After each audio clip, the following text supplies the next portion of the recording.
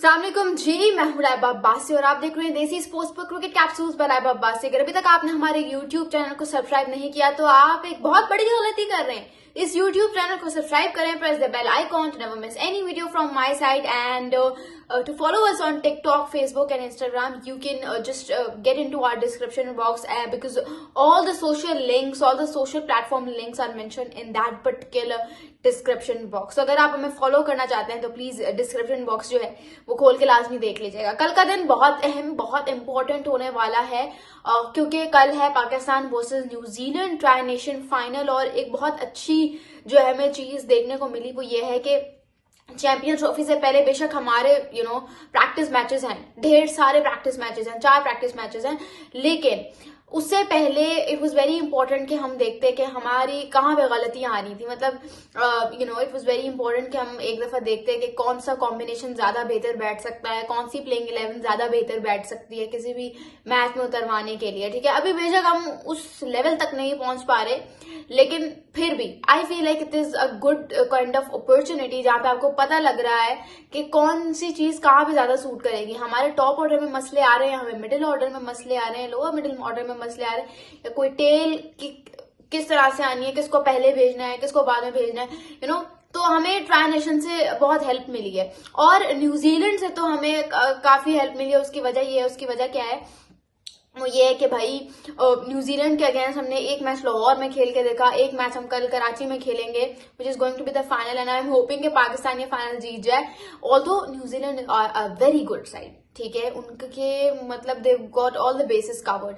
तो New Zealand is a very good and tough side but at the same time we are expecting some good thing from Pakistan. हमें पाकिस्तान से आज तक यही मसला था कि हमारा टॉप चल जाता था, टॉप ऑर्डर चल जाता था, लोअर मिडिल ऑर्डर चल जाता था, लेकिन मिडिल ऑर्डर में किसको आके बैटिंग करनी है, किसको आके इनिंग्स को स्टेबलाइज करना है, वो सवाल के आगे हमेशा एक क्वेश्चन मार्क रहता था। और अब हमारा मिडिल ऑर्डर इतना माशाल्लाह माशाल्लाह सवर गया है, मोहम्मद रिजवान, सलमान अली आगा, कामरान गुलाम, Saud Shakil. So I feel like now we've got all the bases covered and it's just के we need to kind of look at our death bowling. हमें अपनी bowling को थोड़ा सा बेहतर करना है, चाहे वो spin department हो या चाहे वो fast bowling हो. We need to get over all the problems in our bowling department. What do you guys think? मुझे comments में जरूर बताइएगा। और इसके अलावा let's talk about कि भाई आज जो है आईसीसी ने एक ब्रेकिंग न्यूज जारी की और वो ब्रेकिंग न्यूज ये थी कि भाई शाहीन अफरीदी, कामरान गुलाम और सऊद शकील को जो है आईसीसी कोड ऑफ कंडक्ट के तहत उनको जो है फाइन किया गया है। मतलब शाहीन अफरीदी को 25% मैच फाइन हुआ है और उसके अलावा क्या कहते हैं अपना ये जो कामरान गुलाम है इनको 10% मैच फाइन हुआ है और सऊद शकील को भी 10% मैच फाइन हुआ है। देखो यार, आप जिनको नहीं पता उनको बताते चलूं कि पाकिस्तान मुझसे साउथ अफ्रीका वाले मैच में ना हुआ कुछ यूं कि 28th ओवर में ना शाहीन अफरीदी ने थोड़ा सा एग्रेशन दिखाया। फिर उससे अगले ही ओवर में 29th ओवर में जो है टेम्बा बबूमा जब आउट हुए तो सऊद शकील फौरन से आए और उन्होंने एग्रेशन दिखाया और कामरान गुलाम बिल्कुल जो है ना करीब होके नहीं होते कि एक तो बैट्समैन जब आउट होता है ना तो उसको वैसे गुस्सा होता है आउट होने का, काफी उसको तब चढ़ी हुई होती है कि ये क्या हो गया, नहीं होना चाहिए था,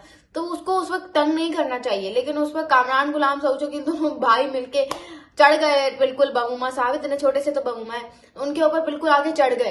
तो आईसीसी ने जो ये फाइन किया है इसमें उन्होंने एक प्रेस रिलीज जारी की और उस प्रेस रिलीज में उन्होंने ये बात की कि अगर थोड़ा सा भी उस वक्त बबूमा साहब जो है वो गुस्से में आ जाते, एक तो वैसे ही वो टाइम ऐसा होता है, फिर अगर वो थोड़ा सा भी रिएक्शन दिखा देते तो फिर आप सोचे क्या हो सकता था, बैट वगैरह मार दी, इस तरह का कुछ भी। तो ये सीन जो है वो है। अब बहुत सारे लोगों को इस पे काफी ज्यादा मतलब उनको एतराज हो रहा है। उन्होंने कहा कि भाई विराट कोहली और सैम कॉन्सास की भी तो लड़ाई हुई थी तो तब तो कुछ नहीं हुआ।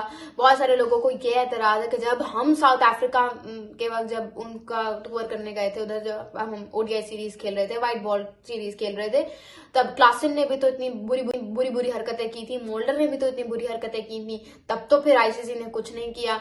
अभी मोल्डर ने इवन अभी भी बाबर आजम जब आउट हुए तो उनको हल्का फुल्का एग्रेशन दिखा, लेकिन वो इस तरह का नहीं था कि मतलब उन्होंने मुंह से कुछ नहीं बोला था, इट्स जस्ट उन्होंने हल्की फुल्की आंखें दिखाई थी। हमने मुंह से बोला और इस बात का सबूत शाहीन अफरीदी की आप प्रेस कॉन्फ्रेंस उठा के देख सकते हैं कि शाहीन अफरीदी ने खुद ये बात प्रेस कॉन्फ्रेंस में की कि मैंने लड़ाई में पहल शाहीन अफरीदी ने की, उन्होंने मुंह से अल्फाज बोले, मोल्डर ने अल्फाज नहीं बोले कोई भी, उन्होंने सिर्फ आंखें दिखाई। सो दिस इज इट कि ये डिफरेंस है हमारे प्लेयर्स में और उनके प्लेयर्स में। क्लासन ने 12 जो है पाकिस्तान के साथ छेड़ाछाड़ी करने की कोशिश की है, उन्होंने जो है तीली लगाने की कोशिश की है। क्लासन का मुझे पता है वो प्रेस रिलीज में भी बैठ के कह रहे होते हैं, ग्राउंड में भी वो हरकतें कर रहे होते हैं, जिसका जवाब मेरे ख्याल से मोहम्मद रिजवान जो है वो विकेट के पीछे से बैठ के आराम से दे रहे होते हैं। लेकिन लोगों को इस बात का भी गुस्सा है। देखो, मैंने आप लोगों को बता दी नौयत फाइन होने की कि हमारे प्लेयर्स ने अपने मुंह से अल्फाज बोले। ये मुंह से अल्फाज जो है ना, ये इसमें कोई बुराई नहीं है। शाहीन शाह अफरीदी को मैं कोई भी क्रिटिसाइज नहीं कर रहा, जाहिर सी बात है फास्ट बोल रहा है, एग्रेशन है तो आता है गुस्सा, और जब तक उस मैचेस में तड़का ना हो, जब तक मैचेस में कोई रिएक्शन वगैरह ना हो, तब तक मैचेस का मजा नहीं आता। तो मेरे ख्याल से तो बिल्कुल पाकिस्तान ने ठीक किया। कब तक भीगी बिल्ली बन के रहोगे? लड़ो, हम तो चाहते हैं लड़ो। तो शोएब अख्तर को हमेशा गिला रहता है कि यार जब हम फास्ट बॉलिंग कर रहे होते थे तब तो हम तो आए दिन लड़ाई कर रहे होते थे, अब के फास्ट बॉलर्स तो माशाल्लाह माशाल्लाह इतने शरीफ है, कोई लड़ता ही नहीं है। तो कोई गिला नहीं है, करो, लेकिन इतना भी ना करो कि आपकी वो जो एक लिमिट है वो एक्सीड हो जाए। अब ये तो आपको पहला फाइन हुआ है 24 माह में। आईसीसी का एक रूल होता है कि आप 24 माह में जो है अगर आपको एक दफा होता है फाइन, तब आपके मतलब एक दफा अगर आप ब्रीच करते हो आईसीसी का कोड ऑफ कंडक्ट, तो फिर आपको जो है सिर्फ फाइन होता है, मतलब आपकी मैच फी का। अगर आपकी ये लिमिट 4 दफा हो जाती है कि मतलब आप ये 4 दफा ब्रीच कर देते हो, तो फिर ऐसा होता है कि आपको 2-3 वनडे इंटरनेशनल नहीं खेलने दिए जाते, या तो 2-3 वनडे इंटरनेशनल या फिर 1-2 टेस्ट मैचेस, ये दोनों मिला के 2 वनडे होंगे और 1 टेस्ट मैच होगा, ये आपको खेलना अलाउ नहीं होता। फिर आईसीसी पाबंदी लगा देता है पे। तो करो, एग्रेशन दिखाओ, किसने मना किया है, लेकिन इतना मत करो कि जो है आपकी वो एक लिमिट एक्सीड हो जाए और फिर आप पाकिस्तान के लिए 2-3 मैचेस खेल ही ना पाओ। इनसिक्योरिटी वैसे ही हमारे यहाँ के, एक मैच में भी बैठ गए, एक मैच में भी बेंच हो गए, तो फिर मैच का सत्यानाश बेड़ा गर्क हो जाएगा। इस वजह से बस इतनी सी बात है, वरना कोई किसी ने आपको मना नहीं किया कि आप जो है ना लड़ो। हमें तो अच्छा लगता है। आप लोगों को क्या लगता है मुझे कॉमेंट्स में जरूर बताइएगा। Thank you so much. This is Laiba Abbasi signing off.